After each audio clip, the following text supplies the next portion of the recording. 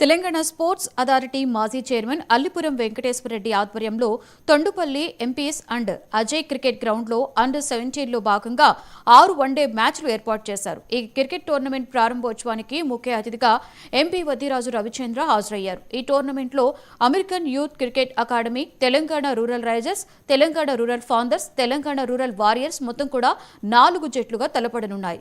ఈ నెల 31 వరకు ఈ మ్యాచ్లు కొనసాగనున్నాయి.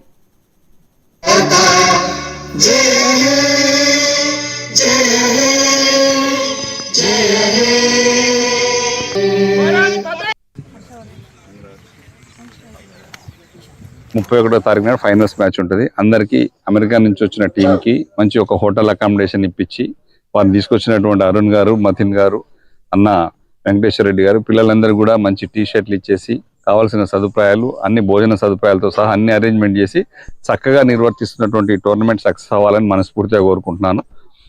ఇది అండర్ 17 టోర్నమెంట్.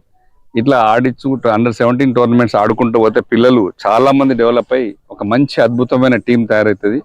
గతంలో సచిన్ టెండూల్కర్, సునీల్ గవాస్కర్, రాహుల్ ద్రావిడ్ అయిపోయిన తర్వాత క్రికెట్ అయిపోతుంది అనుకుంటే మళ్ళీ విరాట్ కోహ్లీ ఇట్లా అందరూ వచ్చేసి శ్రేయస్ అస్కర్ కానీ శ్రేయస్ అయ్యర్ కానీ ఇప్పుడు ఉన్నటువంటి ప్లేయర్స్ ఒక్కొక్కరు మన టీం ఇండియా భారతదేశానికి 2-3 టీములు కావాలన్నా కూడా తయారైనంత స్ట్రెంత్ తయారై ఉన్నది. క్రికెట్ పట్ల ప్రపంచం మొత్తం కూడా ప్రేమ ఎక్కువైపోయింది. చాలా బాగా వ్యూవర్స్ చూస్తూనే ఉన్నారు.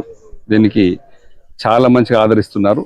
ఈ టోర్నమెంట్స్ కూడా సక్సెస్ అవ్వాలని మనస్ఫూర్తిగా ఉంది. పిల్లలు కూడా దీంట్లో మంచి ఇండియాకు కానీ ఐపీఎల్ ద్వారా ఇండియాకు కూడా ఎదగాలని మంచి భవిష్యత్తు వాళ్ళకు కూడా ఉండాలని చెప్పి మనస్ఫూర్తిగా కోరుకుంటూ ఈ టోర్నమెంట్ సక్సెస్ అవ్వాలని వెంకటేశ్వర రెడ్డి కృషి చేస్తున్న వెంకటేశ్వర రెడ్డి అన్నకు అమెరికా టీం తీసుకొచ్చినటువంటి అరుణ్ గారికి, మతిన్ గారికి, వాళ్ళ మిగతా టీం మెంబర్స్ అందరికి కూడా ఈ గ్రౌండ్ ఇచ్చినటువంటి వారికి, ఎంపైర్స్ కి అందరికి కూడా పేరున హృదయపూర్వక ధన్యవాదాలు తెలుపుకుంటూ టోర్నమెంట్ బాగా సక్సెస్ అవ్వాలి మనస్ఫూర్తిగా కోరుకుంటున్నాం. జై తెలంగాణ. 4 టీంలు ఆడుతున్నాయి. ఇది ఒక 1 వీక్ ప్రోగ్రామ్. మధ్యలో 2 డేస్ ఐపీఎల్ మ్యాచ్ ఉంది కాబట్టి దాన్ని చూడడానికి వీళ్ళు ప్లేయర్స్ తో కలవడం కోసం ఒక రోజు కానీ 2 రోజులు కానీ సెలవు ఇచ్చి మిగతా కంటిన్యూ చేసుకుంటారు.